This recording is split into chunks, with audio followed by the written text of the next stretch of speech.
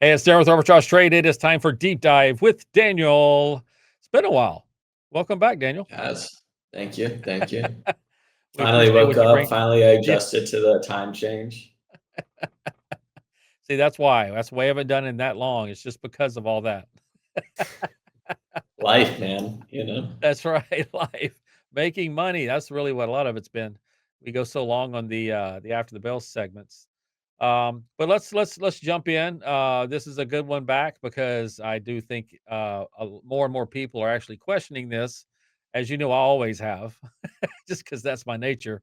But the one you did this week was it's like babysitter. Who watches the Fed? The myth of independence and the coming reckoning. So hey, how about that for some future dynamic there? And Right. then yeah, like who is babysitting them? I don't. They are their own entity, but we'll get into that. At least they're supposed to be.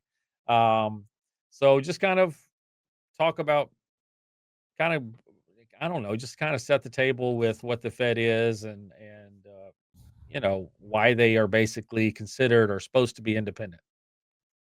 Yeah, so the Federal Reserve is kind of like the US, bank, if you can think of it that way. So they control interest rates, how much money is going into the system or being pulled out, so it creates liquidity or lack thereof.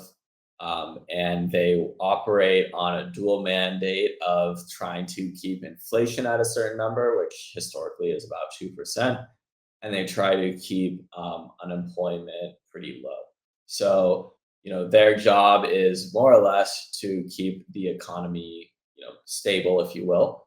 And they are, were made to be independent so that politically, regardless of what a president most likely wanted or wants, that they don't mess up the economy to get the economy in a position where it looks good for the next election, but it's actually sustainably good.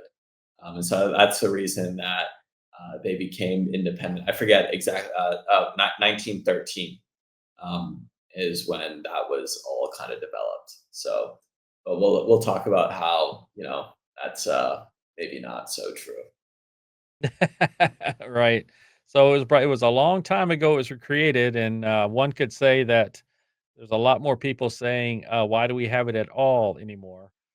Because it does seem to become a political arm. Uh, they try to act and pretend like they're not being pulled one way or another by anybody.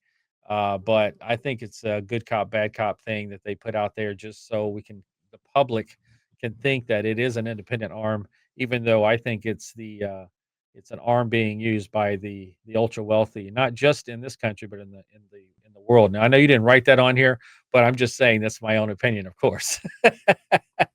um, if I had my way on that, I would say that they were part of those families, the most powerful families in the world were part of that creation back in 1913. All right, so let's move on. You said that independence has two definitions. There's an operational one, right? And then another one. So what are those?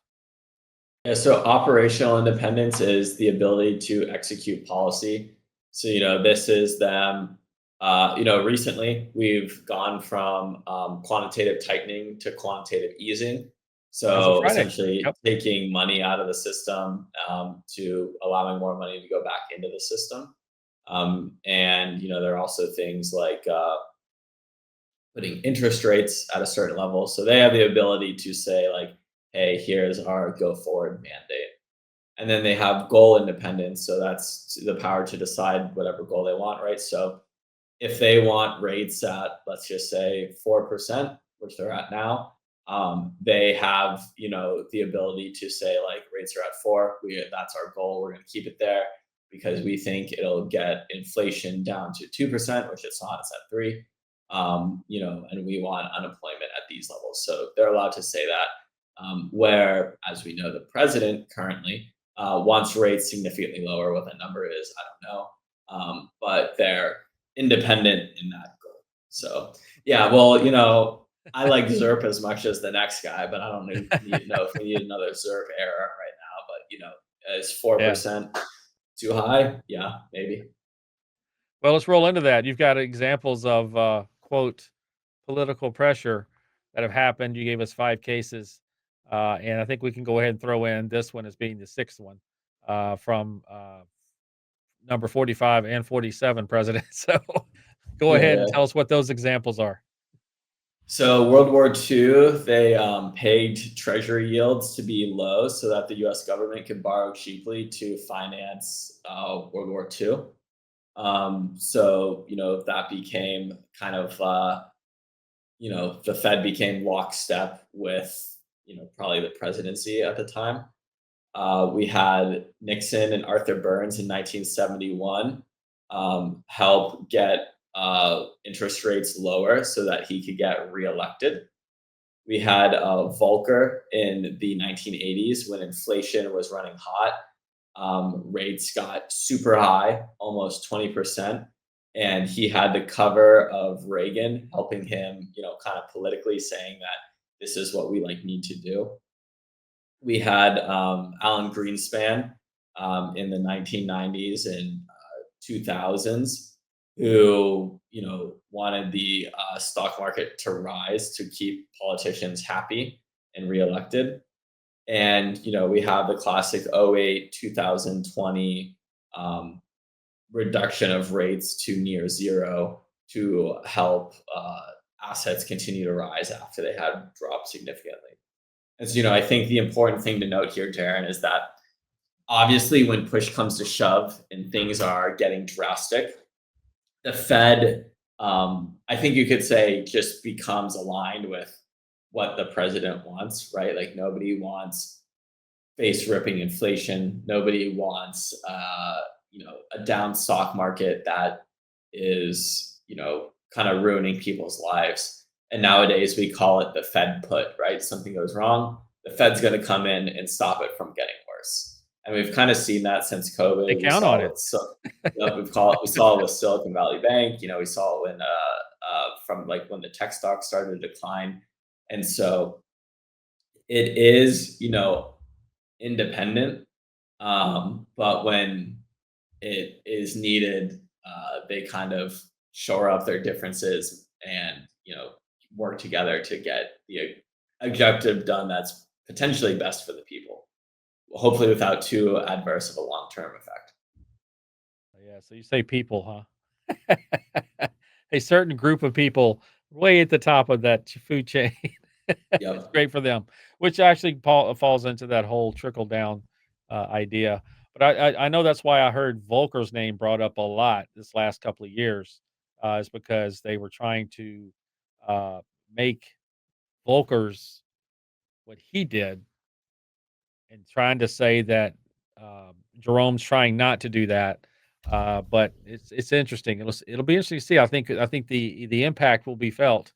And with this new, I think they decided they were named him today. I mean, without naming him, Trump did. Oh yeah, yeah. One of his cronies, so he'll have a crony at the SEC and a crony at the at the As Fed, a as they mortgage. all do, as they all Yeah. do. But I mean, even a market crony, big time, I think, for both of them. So, and evidently the new one is kind of into crypto too. So it'll be interesting to see what happens with the Fed and all that. So there's a master plan. I think we're getting fed bits and pieces.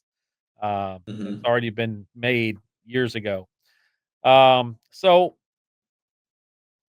who is accountable for what the Fed does then? I mean, what they're their own sheriff? I mean, it's what we're supposed to believe, right? Yeah, so this is kind of where the model starts to break down. And, I have my own example of why this is so wrong. But so the Fed doesn't, have any boss, if you will. They, I guess the president does appoint someone new, but if the person is doing a bad job, like they can't really get fired. People on the Fed board don't get fired. Right. Any of these, million PhDs that they have, Unless like they do don't something go anywhere. illegal, like they Yes, was yeah, trying to but do with the one. well, even then, right? You could say that they can't get fired. But so pretty much Right, there's zero oversight and zero true. consequence for them being wrong, and that's a pretty big deal because the Fed is wrong a lot, right? So just for example, when um, we did all the money printing in uh, not the first time under Trump because Nonstop. I do think I do think no matter what Trump would have printed money somehow no matter what. Just you just have to look at how a debt based economy works. Like something would have happened where he would have printed money, but COVID was a great cover and nobody knew what was happening in the beginning, so it was kind of needed, right? But the second time when Biden did it, I do think it was a fatal policy error, or I should say under Biden, a fatal policy error. Right. And we saw the Fed not raise rates quick enough, right? Because I do think it was politically motivated to, make prop up the economy under that administration. And because, Transitionary. yeah, and because of that, we had massive inflation that was transitory, and we kept being fed that narrative, and then it ended up lasting, 3 4 years, opposed to the months it was supposed to have when rates should have been raised much quicker. And then we changed how we measured inflation, right? We Yeah, changed how a recession. recession was defined, and Right. just all of that, just to be frank, is like pretty disgusting behavior. And if you were to like go to your job, do a bad job at your job, and then say, actually, the way I'm being measured should be this way, Yep. they'd be like, you don't set the freaking rules. Like, what? So it's one of those things where I think, this lack of oversight and the Fed being independent goes pretty awry. Because I think if Powell had a real job, he would have been fired so quick, right? Because it's transitory, and then inflation is up like more than it's been since like the freaking 80s. And you change the rules, and just all of it would be for a regular thing that had accountability unacceptable. I'm guessing the governors would have to fire him though. The Fed, the as has been said, the president can't fire. They have contracts and they can't fire the president of the Hmm. Fed. So you said we weren't going to talk about this a long time, but I mean it's funny because it's relevant now. But Japan is back in the news as we waited for shoes to drop, and who knows if they have fully, and I doubt it. And here we go again. Um, what is the relationship that you're putting between Japan? I mean, forget about the carry trade, but just Japan in general, and what's happened in the past since the '80s. Yeah, so when you look at Japan in the 80s, they had one of the largest asset bubbles in history. And more or less, the Bank of Japan just had really loose monetary policy and they tightened way too late. So that when that bubble blew up, it resulted in, what has really lost decades and only has recently recovered, like literally this year. And it resulted in 30 years of deflation, stagnant wages, zombie companies, and economy that never really grew since then. And bonds with virtually no buyers except for people that were doing the yen carry trade. And this is kind of like how a lot of people view the route of America and like where it is going. And if anyone's interested in it, I highly recommend they go read the work of Lynn Alden, who I've been a fan of since she even remotely became popular during COVID. And she has phenomenal breakdowns of how it is similar, but like it's a very different position than where Japan is, just because of we don't have as much debt. Like we are the world reserve currency, so people are kind of like forced to buy our debt. And I don't want to get too sidetracked, but like when it does come to the crypto policy in the US, I do think it is very smart by Trump to make stablecoins a thing. And if they're going to be USD, they have to be buying US Treasury, right? So that's going to make up a large gap when foreign buyers aren't going to be buying as much as our debt, for fair reasons as well. But I say all that to say that the lost decades of Japan probably aren't an exact indicator of what the US might go through, but it is something that we need to be cautious of. And unfortunately, I don't think the Fed nor really any presidency has the stomach due to just wanting to be reelected to fully mitigate some of those things because it would cause pain, and if you cause pain, no one wants to see you back in this head seat. Yeah, I mean, at some points, I have thought that the Fed was the only thing they were good for is just to manipulate markets with their governors coming out and speaking I it up or debate they're not speaking even it down. good at that. Yeah, exactly. It's crazy. So you had some warnings in here. You had 5 warnings about a coming reckoning. Dun dun dun. So Yep. these are the things that, and you sort of talked about it with Japan, but I mean, if you want to just list off the 5 things that are basically dangers that you feel have a good chance of happening. Yeah, so we have higher neutral rates. So overall, bond markets are going to trade higher for essentially implied risk in the, I'll call it like the U.S. market of that the Fed lacks independence, which we'll have to see how that goes next year when a new person comes in under Trump. Um, I do think the Fed should play ball a little bit more, but like, do we need the president fully controlling the Fed? Like, I don't think that's good either. Um, we have financial repression, so rates will force to be lower, and that's if the president or yeah the president really does control the Fed. They'll bring down rates too low when issuing new debt, which also is good for your portfolio, but not good for your base currency. Um, we have permanent inversions. So the 10-year, 2-year, we always have shorter term rates higher than longer term rates.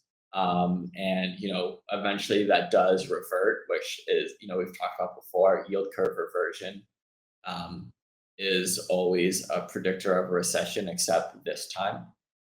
So, maybe we're still holding the bag out on that one, Darren. We Yeah, have right. dollar volatility. So, when the US isn't looked at as stable, the dollar fluctuates a lot more and potentially Yep. trades to the downside. And then we have Fed Treasury conversion. And so that just blurs the line of where policy is with between the Federal Reserve and the Treasury Department, and how people view that relationship. Pretty much, if you're saying what should we watch as far as this goes, basically those 5 things you just talked about, and if you see some craziness happening, then maybe it's a warning that this sunshine and rainbows that we've been seeing for a while might have some storms coming in. So Yep. it'll be Yep. interesting. It's almost like it's a brand new case. Like you say, it could rhyme the past, but to me, the last 4 years have been different from any other 4 years in the history. So it's hard to say that exactly what happened those times would happen now. So it's interesting. We are in some crazy times. Let's get through this year and this New Year's, and see what happens in January when those 26 bonds and everything become and where the interest rate will be at that point for all these Yep. businesses who are struggling to repay their loans. So you said history shows that central banks were built to be independent, um, and I don't know this Fed is sort of a central bank, but it's sort of a political arm, in my opinion, like we just talked about. And are we going to make the same mistakes that Japan made? And that's how you kind of wrapped it up. And so that's what we need to look at.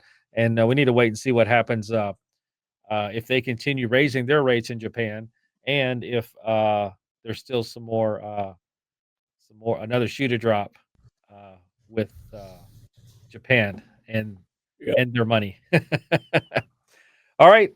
Appreciate you bringing that in. It is relevant. It is now. A lot of people are asking basically, what does the Fed do besides nothing? They need the Bobs to come in there and talk to them. So, what exactly is it that you do here at the Fed?